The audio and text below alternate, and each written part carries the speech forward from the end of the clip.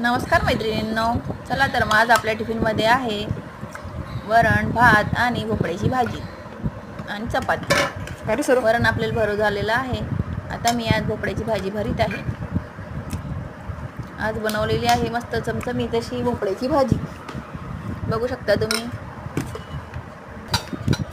आता चपाती, एका टिफिनमध्ये 4 चपात्या असतात. आता ह्या 4 चपात्या भरून झालेल्या आहे. आता भरत आहे राईस